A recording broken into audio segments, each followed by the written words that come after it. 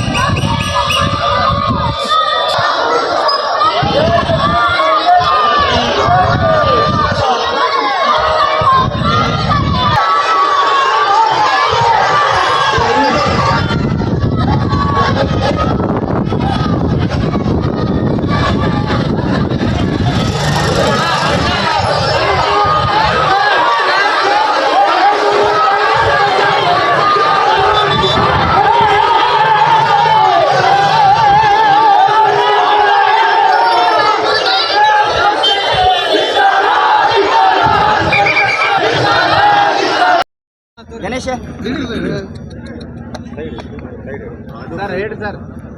ಇವತ್ತು ದೆಹಲಿಯಲ್ಲಿ ಜಂತರ್ ಮಂತರ್ನಲ್ಲಿ ಏನು ಒಂದು ಕಾಕ್ರೋಚ್ ಪಾರ್ಟಿ ಅಂತೇಳಿ ದಿಢೀರನೆ ಹುಟ್ಟಿಬಿಟ್ಟೈತೆ. ಆಳಂಬೆ ಆಗುತ್ತೆ, ಬೆಳಗ್ಗೆ ಹುಟ್ಟುತ್ತಾ ಸಾಯಂಕಾಲ ಸತ್ತು ಹೋಗುತ್ತೆ ಅಂಥ ಒಂದು ಪಾರ್ಟಿ ಹೆಸರು ತೊಗೊಂಡು ಇವತ್ತು ಪ್ರತಿಭಟನೆಯನ್ನು ಮಾಡ್ತಾ ಇದ್ದಾರೆ. ಅದಕ್ಕೆ ಇವತ್ತು ನಮ್ಮ ದೇಶದ ವಿರೋಧಿ ಶಕ್ತಿಗಳು, ಹೊರಗಿನ ಶಕ್ತಿಗಳು ಮತ್ತು ಒಳಗಿನ ಶಕ್ತಿಗಳು ಅವರಿಗೆ ಸಹಕಾರವನ್ನು ಕೊಡ್ತಾ ಇದ್ದೇವೆ ಮತ್ತು ದಾರಿ ತಪ್ಪಿಸ್ತಾ ಇದ್ದಾರೆ.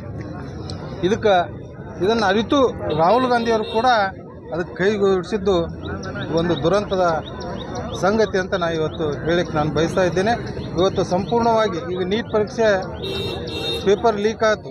ಲೀಕ್ ಆಗಿಂದ ಅದು ಮರು ಪರೀಕ್ಷೆ ನಡೆಸಿ ಅದು ಲೀಕ್ ಆಗಲಿಕ್ಕೆ ಯಾರು ಕಾರಣಕರ್ತರದಾರ ಅವ್ರನ್ನೆಲ್ಲ ಅರೆಸ್ಟ್ ಮಾಡಿದ್ರು. ಅವ್ರ ಮ್ಯಾಗ ಇವತ್ತು ಕಾನೂನು ಪ್ರಕಾರ ಕ್ರಮ ತಗೊಳ್ತಾ ಇದೆ. ಈಗ ನೀಟ್ ಪರೀಕ್ಷೆ ಮರು ಪರೀಕ್ಷೆ ಆಗಿ ವಿದ್ಯಾರ್ಥಿಗಳು ಪರೀಕ್ಷೆ ಬರೆದು ಅಡ್ಮಿಷನ್ ಆಗ್ತಾ ಇದ್ದಾವೆ.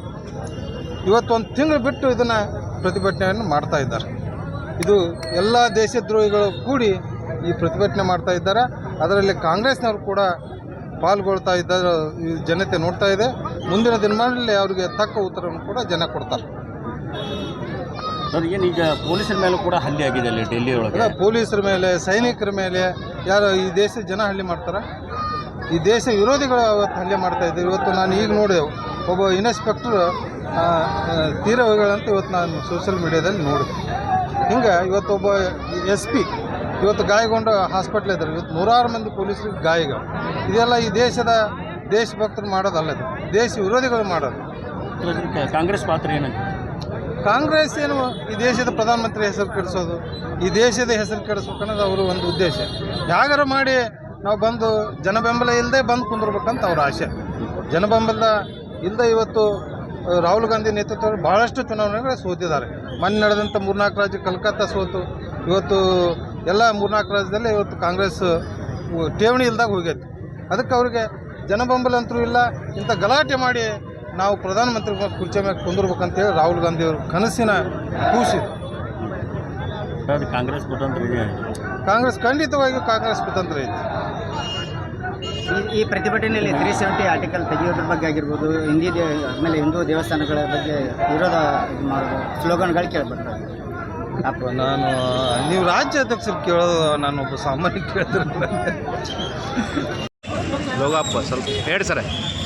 ಇವತ್ತು ದೆಹಲಿಯಲ್ಲಿ ಲೋಕಸಭೆ ಅಧಿವೇಶನ ನಡೆಯುವಂಥ ಸಮಯದಲ್ಲಿ ದೇಶದಲ್ಲಿ ಅರಾಜಕತೆಯನ್ನು ಹುಟ್ಟಿಸಬೇಕು, ಅಭದ್ರತೆಯನ್ನು ಮಾಡಬೇಕು ಅಂತೇಳಿ ಏನು ಕಾಂಗ್ರೆಸ್ ಪಕ್ಷ ಮತ್ತು ದೇಶ ವಿರೋಧಿ ಸಂಘಟನೆಗಳೇನು ಹೋರಾಟ ಮಾಡ್ತಾ ಇದ್ದೇವೆ, ಅದನ್ನು ವಿರೋಧಿಸಿ ಇವತ್ತು ರಾಜ್ಯಾದ್ಯಂತ ಮತ್ತು ಎಲ್ಲೇ ಜಿಲ್ಲೆಗಳಲ್ಲಿ ಭಾರತೀಯ ಜನತಾ ಪಕ್ಷ ಇವತ್ತು ಹೋರಾಟವನ್ನು ಮಾಡ್ತಾ ಇದೆ. ಇವತ್ತು ನೀಟ್ ಪೇಪರ್ ಲೀಕನ್ನು ವಿಷಯ ಇಟ್ಟುಕೊಂಡು ಏನು ಕಾಂಗ್ರೆಸ್ ಪಕ್ಷವಾಗಲಿ ಮತ್ತು ದೇಶ ವಿರೋಧಿ ಸಂಘಟನೆಗಳು ಕೇವಲ ಅವರ ವಿಷಯವನ್ನು ಮಾತಾಡಿದರೆ ಬೇರೆ ಇತ್ತು. ಅದನ್ನು ಬಿಟ್ಟು ಇವತ್ತು ಕಾಶ್ಮೀರ ಸ್ವತಂತ್ರವಾಗಲಿ ಮತ್ತು ದೇಶದ ಅಭದ್ರತೆಯನ್ನು ಮಾಡಲಿಕ್ಕೆ ಅರಾಜಕತೆಯನ್ನು ಹುಟ್ಟಿಸುವಂಥ ವಿಷಯಗಳನ್ನು ಇವತ್ತು ಅಲ್ಲಿ ಹೋರಾಟದಲ್ಲಿ ಮಾತನಾಡಿರೋದು ನಾವೆಲ್ಲ ನೋಡಿರ್ಬೋದು. ಇವತ್ತು ಏನು ಸಂಘಟನೆಗಳಿದಾವೆ ಎಲ್ಲ ಈ ನೇಪಾಳದಲ್ಲಿ ಮತ್ತು ಬಾಂಗ್ಲಾದೇಶದಲ್ಲಿ ಯಾವ ರೀತಿ ಹೋರಾಟವನ್ನು ಮಾಡೋದು ಆ ರೀತಿ ಹೋರಾಟವನ್ನು ಸೃಷ್ಟಿಸಿ ಈ ಸನ್ಮಾನ್ಯ ನರೇಂದ್ರ ಮೋದಿಯವರ ವಿರೋಧವನ್ನು ಮಾಡಬೇಕು, ಅವರಿಗೆ ಕೆಟ್ಟ ಹೆಸರನ್ನು ತರಬೇಕಂತ ಏನು ಪ್ರಯತ್ನ ಮಾಡಿದ್ರು ಅದು ಆಗೋದಿಲ್ಲ. ಇವತ್ತು ಈ ದೇಶದ ಜನತೆ ಎಲ್ಲ ಅರ್ಥವನ್ನು ಮಾಡ್ಕೋತಾರೆ. ಈ ದೇಶದ ಜನತೆಗೆ ನರೇಂದ್ರ ಮೋದಿಯವರು ವಿದ್ಯಾರ್ಥಿಗಳಿಗೆ ಸಾಕಷ್ಟು ಅನುಕೂಲಗಳನ್ನು ಮಾಡಿದ್ದಾರೆ. MBBS ಸೀಟ್ ಹೆಚ್ಚು ಮಾಡಿದ್ದಾರೆ, PG ಸೀಟ್ ಹೆಚ್ಚು ಮಾಡಿದ್ದಾರೆ, ಇಂಜಿನಿಯರ್ ಸೀಟ್ ಹೆಚ್ಚು ಮಾಡಿದ್ದಾರೆ, IIT, IIM, IIMB ಎಲ್ಲ ಇವತ್ತು ತಂತ್ರಜ್ಞಾನ ಏನು ಶಿಕ್ಷಣ ಕೊಡಲಿಕ್ಕೆ ಸಾಕಷ್ಟು ಅವಕಾಶಗಳು, ಸಾಕಷ್ಟು ಉದ್ಯೋಗಗಳನ್ನು ಸೃಷ್ಟಿ ಮಾಡಿದ್ದಾರೆ. ಹೀಗಾಗಿ ಅಂಥ ಯಾವುದೇ ಅರಾಜಕತೆ ಹುಟ್ಟಿಸುವಂಥ ಪ್ರಯತ್ನ ಕಾಂಗ್ರೆಸ್ ಮಾಡಿದ್ರು ಅದು ಯಶಸ್ವಿ ಆಗೋದಿಲ್ಲ ಅಂಥೇಳಿ ಅವರ ಹೋರಾಟವನ್ನು ವಿರೋಧಿಸಿ ಇವತ್ತು ನಾವು ಗಾಂಧಿ ಸರ್ಕಲಲ್ಲಿ ಗದಗ ಜಿಲ್ಲೆ ಭಾರತೀಯ ಜನತಾ ಪಕ್ಷದಿಂದ ಹೋರಾಟವನ್ನು ಮಾಡ್ತೀವಿ. ಇವತ್ತು ಒಂದು ದಿವಸಕ್ಕೆ ಸೀಮಿತನೋ ಇನ್ನೂ ಇದನ್ನು ಕಾಂಗ್ರೆಸ್ ಪಕ್ಷ ಏನಾದರೂ ಅರಾಜಕತೆಯನ್ನು ಹುಟ್ಟಿಸುವಂಥ ಪ್ರಯತ್ನ ಮಾಡಿದರೆ ನಾವು ಉಗ್ರ ಹೋರಾಟವನ್ನು ಮಾಡ್ತೀವಿ. ಧನ್ಯವಾದ.